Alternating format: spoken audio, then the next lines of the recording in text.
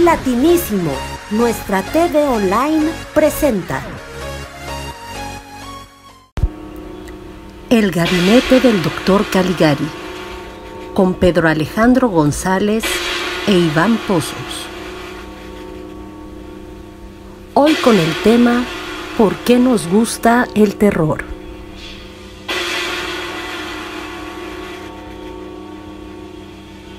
Y bueno, amigos, como prometido, seguimos en este segundo programa dedicado al terror. Y estoy con los maestros Pedro Alejandro González, como la última vez, y también con Iván Pozos. Así que, ¿qué les parece si hacen, para las personas que no nos vieron la vez pasada, una pequeñita presentación de cada uno de ustedes? Gracias, Clau. Sí, bueno, me presento primero.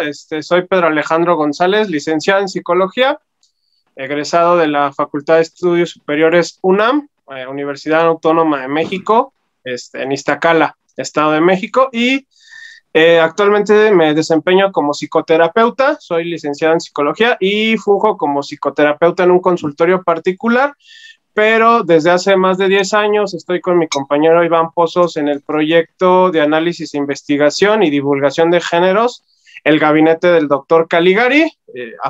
Somos apasionados de los géneros fantásticos, llámese horror, ciencia ficción, fantasía, espada y brujería, etcétera. Y desde esa trinchera pues nos dedicamos, o me dedico con Iván, a dar cursos, talleres, pláticas, seminarios, diplomados acerca de estos géneros desde una visión psicosocial. Hacemos toda una labor de investigación para analizarlos desde el plano psicológico, social, antropológico y filosófico, para que este tipo de géneros se les deje de considerar simple entretenimiento y se vea toda la riqueza que tienen, sobre todo el horror, mi querida Clau. Perfecto, ahora sí que quedó clarísimo. Ahora sí. Resumen completo. Iván. Bueno, yo principalmente, como dice el compañero Pedro, estoy en el proyecto también en el Gabinete del Dr. Caligari. Yo como tal también soy egresado de la Universidad Nacional Autónoma de México, soy egresado de la UNAM como psicólogo, también soy egresado de la UNAM como estudioso de la lengua y literatura, letras alemanas, así se llama la carrera en México. También tengo una especialidad de manejo de grupos, pero el enfoque precisamente que le da un servidor es, yo me dedico completamente al 100% a dar clases en distintas universidades, sobre todo de géneros literarios. Yo soy especialista en literatura de horror, ciencia ficción, novela policíaca, literatura maravillosa, y pues sobre todo el asunto aquí es que todo se vea desde, como lo dice Pedro, un asunto académico, ¿no? Entonces nuestra formación nos lleva a que por todos lados donde nosotros demos clases, charlas, cursos, diplomados al respecto del horror y estos géneros, todo se vea académicamente bien, académicamente sustentado, académicamente bien formado, y sobre todo que la gente se cuestione sobre su realidad y que le empiece a interesar el análisis profundo de estos géneros, querida Claudia. Hoy, amigos, lo que vamos a hacer, y es la pregunta, yo creo que todos nos hacemos, Iván, Pedro, ¿por qué nos gusta el terror? ¿Por qué nos gusta sufrir? Mira, yo creo que esa respuesta, esa pregunta tiene varias respuestas, querida Claudia, y son las que Pedro y yo manejamos en los cursos. Primero te las empiezo a dividir como en variables, y ahorita el compañero Pedro te las va a ir como especificando. Entonces, el asunto está en que cuando queremos resolver y por qué nos da miedo algo, hay que resolver primero variables biológicas. No me voy a meter, pero hay variables que dependen precisamente del organismo, ¿no? Y después de esas variables van a depender del aprendizaje de ese organismo o de esa persona. Quiere decir que a pesar de que aunque biológicamente le tragamos esa carga, lo que tú aprendiste de chiquita o de chiquitos va también a repercutir. También tenemos estas variables culturales. Las variables culturales son las que no solamente implican desde tu aprendizaje, sino las que se dan en un contexto, o sea, en una sociedad, en una época en la que hay ciertos miedos específicos a ciertas cosas. Entonces, por eso no es lo mismo, te reitero, terrores en Japón que terrores en Estados Unidos. Entonces, de lo que hablábamos la última vez. De lo que hablábamos, en efecto. Y sobre esas variables, que nada más la desglosé en tres, que son como que las más, no son las únicas, pero sí son como que las principales, las cuales nosotros abordamos. Por eso nosotros ahorita te vamos a explicar eso que es precisamente lo psicosocial. desde lo psicosocial, que es precisamente lo del individuo, las implicaciones culturales y nuestros aprendizajes, es donde nosotros vamos a revisar y te vamos a contestar esta pregunta. Pedro, las variables biológicas. Sí, Iván, como explicábamos en tu programa pasado, Clau, el miedo es una cuestión biológica, ¿no? Estamos diseñados para sentir miedo porque es una cuestión evolutiva, ¿no? Es una cuestión de teoría de evolución. ¿De los organismos o de exactamente supervivencia? Ambas. Sí, exactamente. Por sobrevivencia, los mamíferos superiores tienen una, digamos, circuitería neurológica para experimentar emociones. Pues como te decíamos, el miedo es una cuestión que todos sentimos porque lo traemos programado en nuestros genes y en nuestra cuestión neurológica, ¿no? Las emociones te dan información de tu medio ambiente para aprender y en primera instancia sobrevivir, ¿no? Esa es la cuestión de evolutiva. El miedo se siente de una manera muy peculiar o culturalmente se determina una situación en la cual el miedo es algo negativo, ¿no? Eso es como algo cultural, ¿no? O tenemos la creencia de que el miedo es algo que debemos de evitar. Hay algunas sociedades que no tienen este tipo de cultura o de transmisión de información. Hay otras como la nuestra, la occidental, o sobre todo la latina o la norteamericana, en la cual pues sí el miedo se debe de ocultar, es algo que no se debe de experimentar. Y luego ya sabes, estas frases que te dicen no tengas miedo, lucha contra tus miedos, siempre positivo, y sobre todo en esta época que estamos viviendo un excesivo positivismo tóxico por muchos pseudogurús y este tipo de lecturas de autoayuda, etcétera. Entonces estamos en esa situación de reprimir el miedo, ¿no? Entonces, y creo que de ahí viene tu pregunta, ¿por qué la gente paga un boleto, un ticket a una película o algo que les produce una sensación desagradable, ¿no? En ese sentido. Puede ser una película de miedo o una montaña rusa en un parque de diversiones, porque el ser humano es ese animal que está como tan habituado a esas situaciones, ¿no? Entonces, pues pueden ser dos explicaciones y que Iván ya empezó a enmarcar, ¿no? Que podemos ser explicaciones individuales del aprendizaje individual o explicaciones psicosociales grupales de la cultura. Las individuales es algo que se llama proceso de reforzamiento. ¿Qué quiere decir esto? A pesar de que sentimos miedo o ciertas cosas las tenemos programadas desde lo biológico, podemos aprender cualquier cosa, inclusive habituarnos, tolerar y disfrutar eventos desagradables. Te pongo un ejemplo, las personas que practican cuestiones sexuales sadomasoquistas, ¿no? Que es una práctica que estuvo de moda, sobre todo con estas cintas de 50 sombras de Grey, etcétera. ¿Cómo un ser humano puede tolerar ese dolor o acostumbrarse a ese dolor? Los reforzadores, o hay situaciones que nos refuerzan la conducta y la vamos aprendiendo conforme se nos va reforzando. Yo tengo una pregunta. ¿Qué quiere decir? Adelante. Tengo una pregunta. ¿No es que cuando se pasa esa línea, sabes, así como dicen, del amor al odio, hay un paso? Es que no podría ser, o sea, yo se los pregunto porque ustedes son psicólogos, no podría ser de que cuando ya no hay ese miedo o cuando ya es tanto el dolor que se convierte en placer, en adrenalina, en algo que ya no es suficiente, entonces que nos empuja a que eso se transforme, que llega tanto a un extremo que pasa del otro lado. Déjame ahí, Pedro. Cuando te meces en una hamaca, que lo haces tanto, tanto que das la vuelta. Querida Claudia, ahí por ejemplo, como bien lo empieza a plantear Pedro, sí sucede, pero no siempre. Eso es algo que también tenemos que entender, ¿no? O sea, no en todas las personas se convierte en eso. Okay. Por eso, no en todas pasa. ¿Por qué? Porque depende la historia de la persona. Entonces, a lo mejor a ella una situación que, como tú dices, primero nuestros cuerpos, nosotros como personas nos acostumbramos a una forma. Entonces te empiezas a acostumbrar y cuando te acostumbras más, precisamente ciertas sustancias químicas que se segregan empiezan a generar ciertas sensaciones de adicción o de placer, entre ellas el miedo.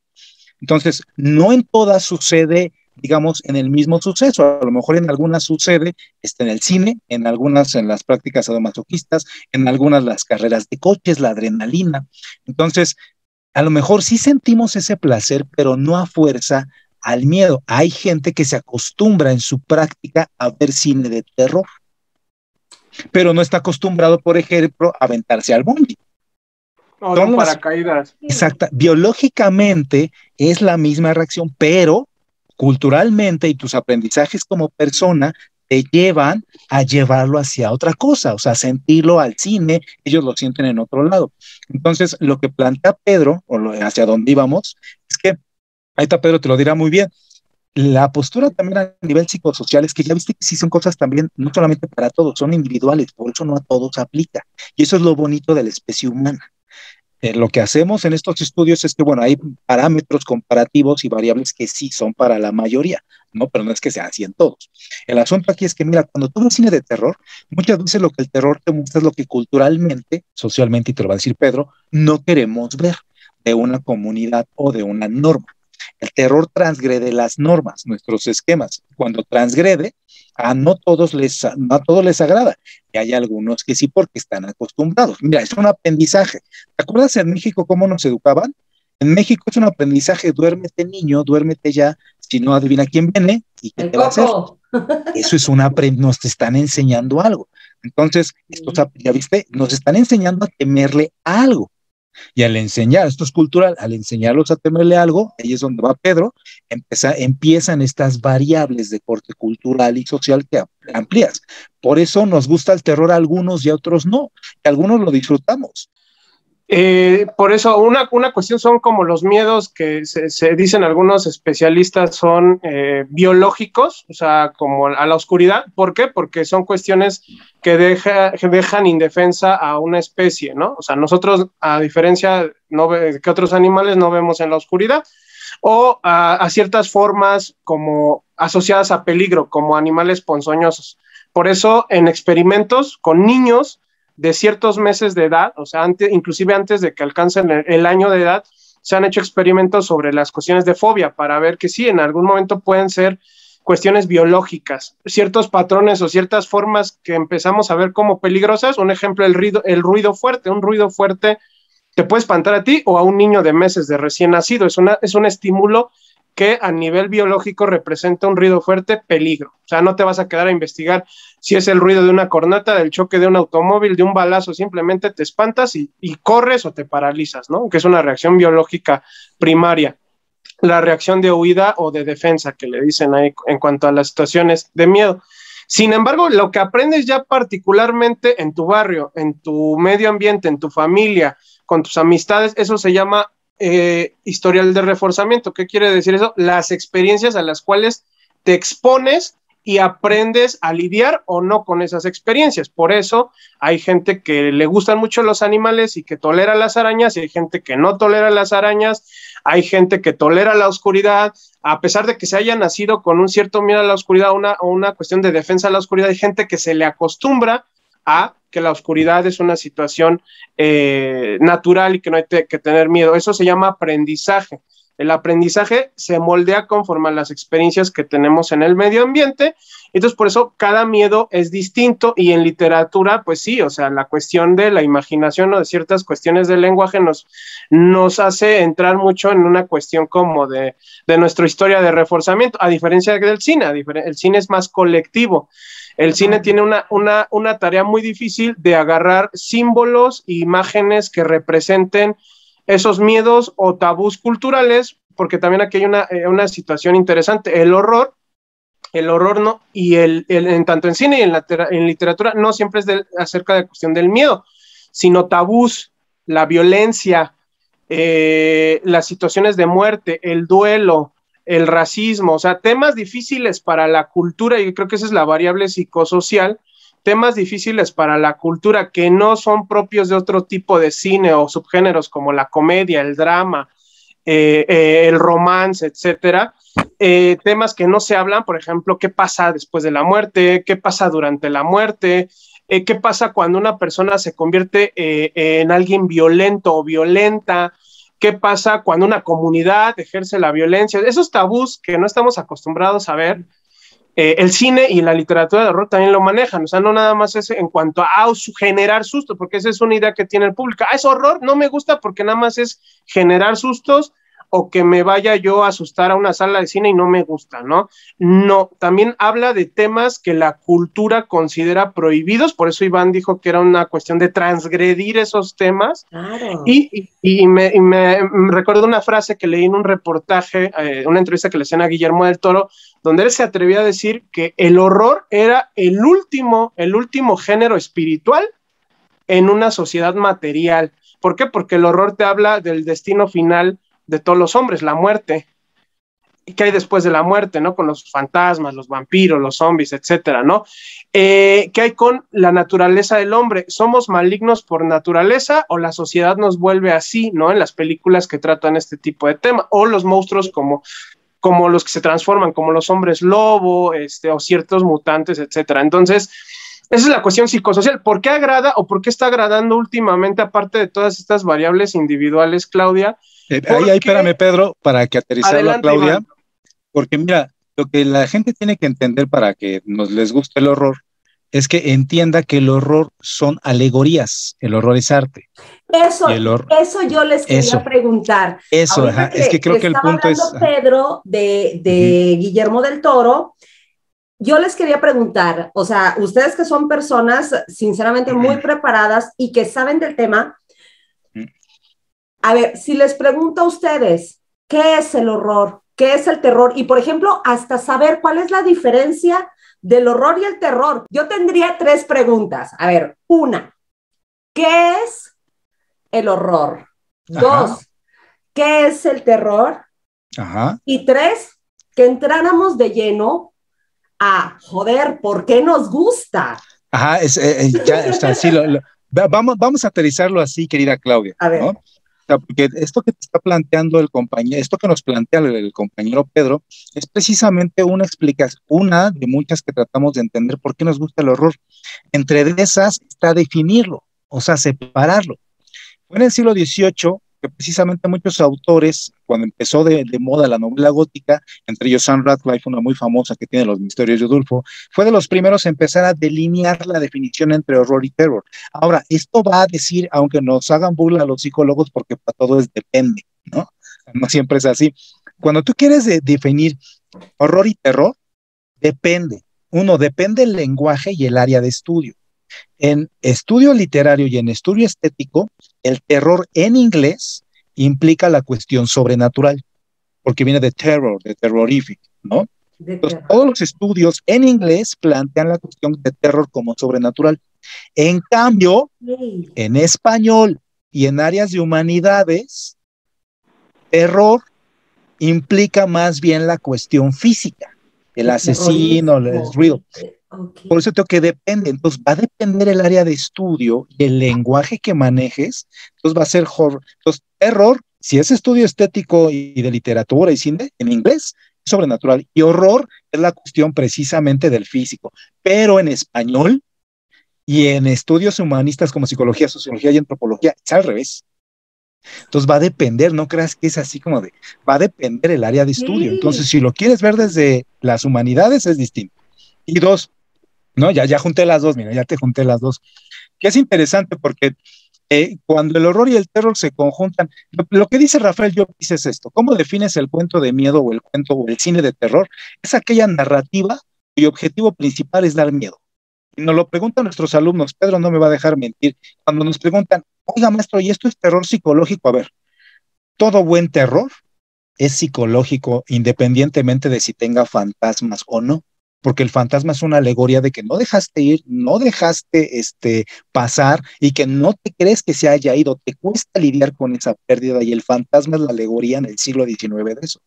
Porque es arte, entonces el arte es una alegoría, por eso nos empieza a gustar, porque como es arte, desde el siglo XVIII que se gesta lo gótico, al XIX, pues es arte. Tú cuando veas cine de terror, el punto que iba Pedro es ese, el punto que dice Pedro es, a ver, sí es biológico, pero nosotros creemos que nada más es ir a ver a los altos. No, el cine de terror, la literatura de horror, o como lo quieras llamar, mientras sea de fantasmas o no, o vampiros, te llama la atención porque es arte, y al ser arte es una alegoría, es una forma de ver la realidad. Claro. Entonces, en esta forma de ver la realidad, a veces quieras o no, el autor trata de lidiar con las pérdidas y la muerte a través del fantasma, del vampiro, del zombie, ¿no? Trata de cuestionar a la sociedad a través de ciertos personajes que ahorita Pedro te irá diciendo, ¿no?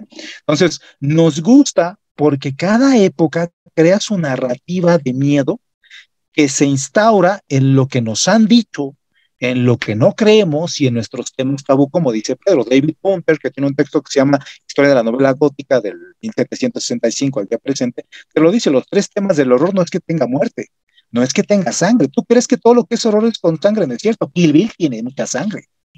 Por ejemplo, ahorita, las cosas así de terror y todo son los zombies, en donde, como tú dices, el ser humano, esa vulnerabilidad, esa naturaleza humana que podemos llamar hasta, que traemos desde que somos, ay, se me olvidó la palabra, bueno, esa vulnerabilidad que tenemos, esos miedos que tenemos, por ejemplo, ahorita está de moda los zombies, cómo el ser humano cambia al vivir en sociedad en donde todos se están convirtiendo zombies, en donde hasta el más bueno se vuelve un maldito con tal de sobrevivir.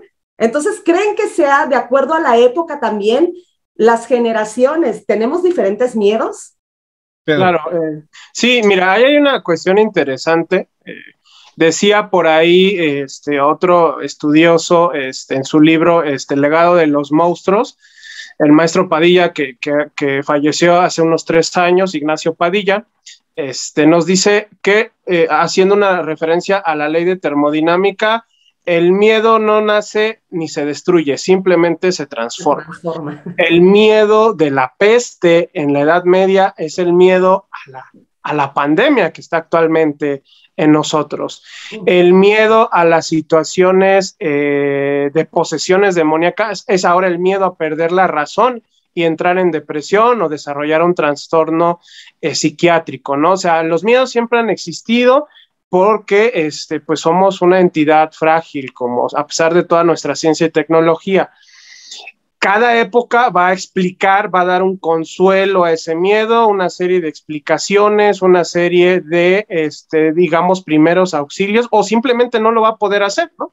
Como cuando los discursos religiosos pues ya dejaron de tener cierta validez, ¿no? Estamos en una época, digamos, muy oscura. Eso ya es una cuestión inclusive psicosocial o filosófica, ¿no? En la época en que entramos el posmodernismo, porque ya ni siquiera los discursos científicos pues nos dan un consuelo, mucho menos los religiosos. Entonces, ¿qué hacemos, no? Pero cada época va lidiando con esos problemas, cada grupo humano va lidiando con los problemas que generan esos miedos, ¿no? Entonces, por eso el miedo, hay ciertas, digamos, cuestiones que no cambian, por ejemplo, el miedo a la muerte, el miedo a que te haga daño, que alguna parte de tu cuerpo sea dañada, ¿no? El miedo a la vejez, por ejemplo, y eso es una parte muy esencial de esto de qué es el horror o el terror. Regresando, creo que a una cuestión más básica, ya decía David Roas en un estudio que se llama Tras los límites de lo fantástico, para que tu público se lo grabe, el horror o el terror, que es simplemente un elemento extraño introduciéndose a tu cotidianidad y dándole en la torre a tu cotidianidad, ¿no? Algunos escritores lo promueven como un alien, una invasión extraterrestre, un muerto, un fantasma espantando en tu casa, o un suceso extraño, la pérdida de memoria, que un día aparezcas en un lugar que no conoces, que no recuerdes nada, que ese lugar empiece a tener ciertos ruidos, ciertas cosas amenazantes y tú no sepas qué es, ¿no? Entonces el horror o el terror se van a definir como algo extraño que de manera ya sea muy sutil o muy dramática se introduzca a tu cotidianidad como ser humano y le den la torre a esa cotidianidad y ya le puedes llamar como tú quieras, ¿no? Entonces, sí, y que David Ross lo pone miedo físico y miedo metafísico, ¿no? Que no es más que su propia distinción de terror, ¿no? Y horror, ajá, pero es eso lo que dice Pedro, esa perspectiva. Entonces, si tú te das cuenta, querida Claudia, fíjate cómo somos seres tan complejos, que cada cultura, cada casita va a crear un propio miedo y ese miedo se va a permear por la cultura. Y luego, aparte, esa cultura va a crear una narrativa que se incrusta en el pensamiento, en el aprendizaje de todos, y esa película, esa literatura va a pegar. A veces pega, a veces no, porque es así de variable. No es como que tú quieras predecir el miedo. Claro. Simplemente ya nos dimos cuenta, simplemente de repente medio te das cuenta como para dónde va y ya estuvo, ¿no? En el caso de Wes Craven, que no, y que ahorita, si quieres, ahorita el buen Pedro te puede dar citas de muchos cineastas. Wes Craven empezaría a la calle del infierno con Freddy Krueger, lo hizo. Cuate, empezó estudiando psicología y leyendo artículos sobre trastornos del sueño, empieza a crear la figura de Freddy Krueger. Es que imagínate, eso de que, o sea, ya no era ni siquiera de que, ya me quiero dormir para ya no tener miedo. O sea, ya era, no me quiero dormir porque... Ya no... Sí, porque voy a morir, y eso es un miedo ancestral, o sea, también, o sea, porque en la antigüedad antes no sabíamos, por ejemplo, mira, te lo pongo así para el público de Europa, y que te lo regresa Pedro. Mira, nosotros aquí en México, en el centro de Europa, había unos demonios que se llamaban incubus y sucubus. Eran seres que se metían a tu habitación, abusaban de ti sexualmente, pero además te quitaban la energía. Entonces, los rastros y los documentos que tenemos de los incubus y los sucubus es que cuando se metían a tu alcoba y te poseían, estabas consciente, no te podías mover, no podías abrir los ojos, ¿no?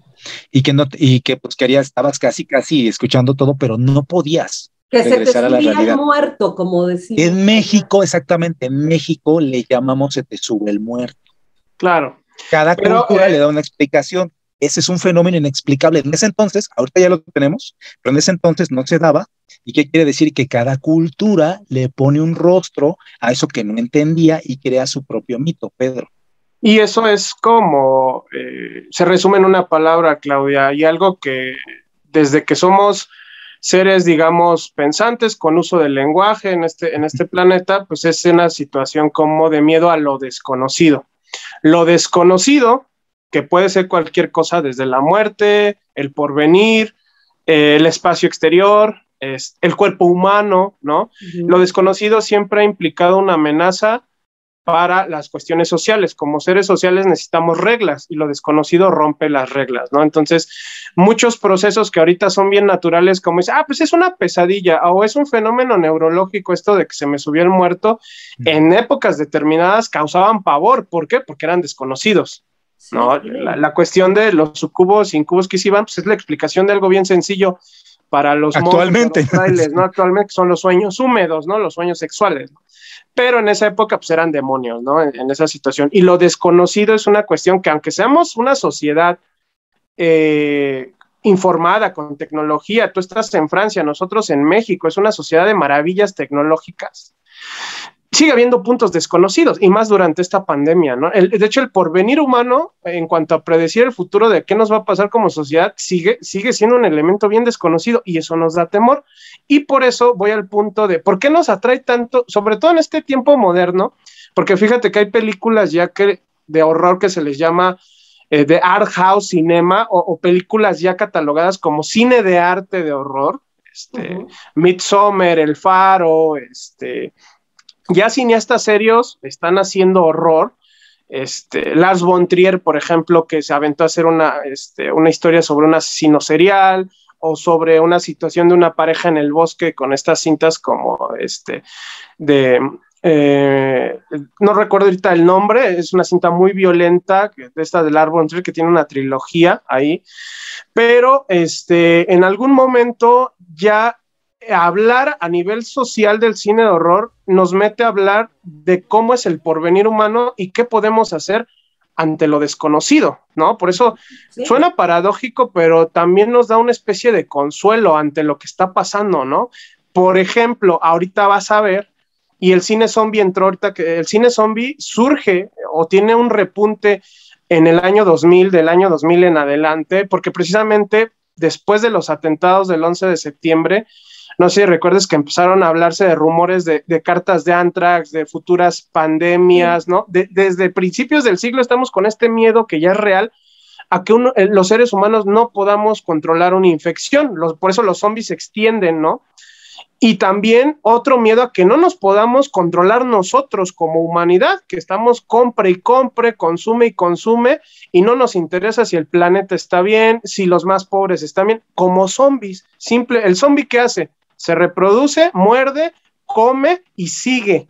sigue y sigue, y por grupos numerosos. Ahora no sé si en Francia está este fenómeno en diciembre hacer como los Black Fridays, y aquí en México le pusieron el Buen Fin, estas compras mega locas, y ve a la gente, se parece a zombies, o sea, se pelean como un zombie por un trazo de carne, por una pantalla. Hay que reflexionarlo, Claudia, ¿no parece una película de zombies?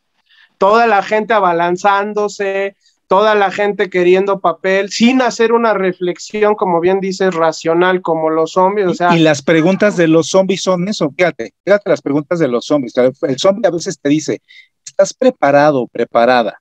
Uno, para estar solo. O sea, es una de las preguntas. Cada que tú ves una película de zombies, pregúntate esas cosas y reflexiona, porque no nada más es terror. En este mundo de los zombies, a la persona también con la que más contacto tienes también es la que a veces también más daño hace. ¿Sí? Porque en las plagas de zombies es el que se infecta, ¿no? Tu familiar. 3, o sea, ¿estás preparada para vivir en un mundo donde a nadie le importen los demás? ¿Cómo van los zombies? ¿O estás estás preparada para vivir en un mundo donde las personas no piensen ni sientan empatía por los demás? Entonces, cada que tú vas a una película de zombies, no nada más es ir a ver cómo se comen a la gente. Claro. Es ver la reflexión que hacen al respecto de la sociedad cotidiana. Exacto. Claro. Es eso. El ser humano en situaciones límite, porque el padrino del cine de horror moderno de zombies, George A. Romero, nos decía, mis películas de zombies, no le pongo énfasis a los zombies. Imagínense el zombie como un desastre natural, un huracán, una epidemia, un terremoto. A mí me interesan los seres humanos, porque en sus películas los seres humanos entran en un conflicto muy fuerte por la sobrevivencia, y es lo que estamos viendo en este escenario.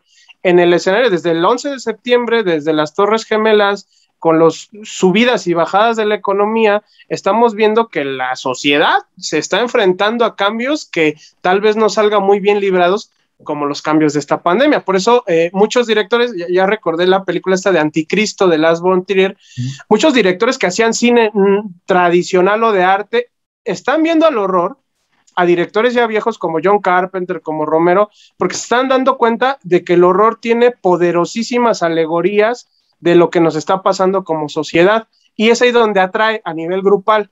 Si quitas los sustos, si quitas la sangre o el marketing, muchas películas de cine de horror son muy atrayentes por estas metáforas que nos están diciendo en dónde estamos parados ahorita como seres humanos. Que el entorno que nos está ocasionando, ¿no? Esa es la metáfora. Cómo estamos lidiando contra lo desconocido. O sea, si como sociedad con todos nuestros avances, si nos pudieran aprobar o reprobar en una calificación como de la escuela, nuestra sociedad estaría preparada con todos sus avances tecnológicos para lidiar con lo desconocido, o nos sigue dando miedo.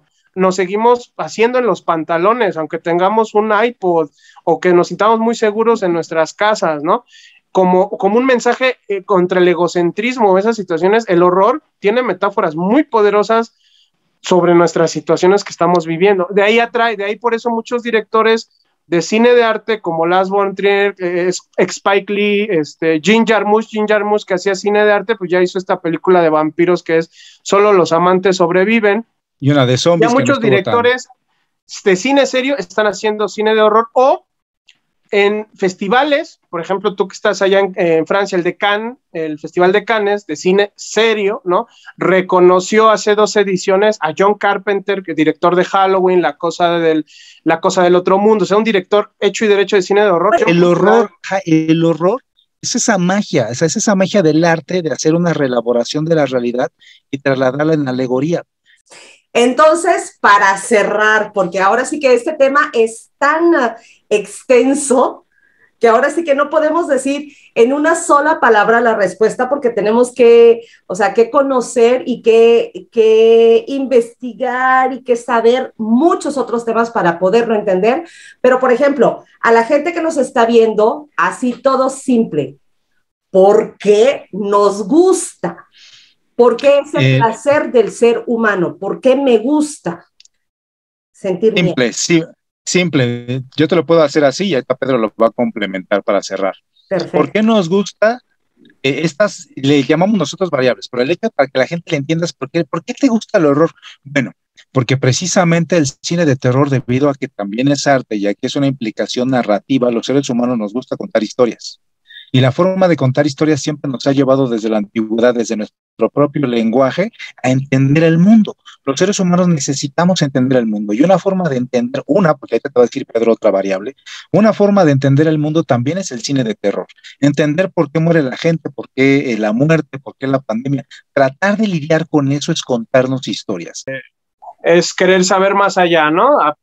Aparte de que somos criaturas con límites, ¿no? Obedecemos reglas, nos comportamos conforme un protocolo, tenemos reglas desde la escuela, etcétera, pero también las rompemos, ¿no? Queremos ver un poquito más allá, somos curiosos, esa parte es porque siempre estamos viendo qué hay más allá y sobre todo somos seres que nos preguntamos por qué va a pasar mañana, ¿no? Yo lo llamaría transgredir qué hay más allá, ¿no? Las normas que nos han dicho, ¿no? No pases de este muro porque si pasas de este muro probablemente te pase algo muy malo, ¿no? Siempre va a haber alguien que diga, ok, no paso, pero va a haber alguien que diga, bueno, ¿y por qué?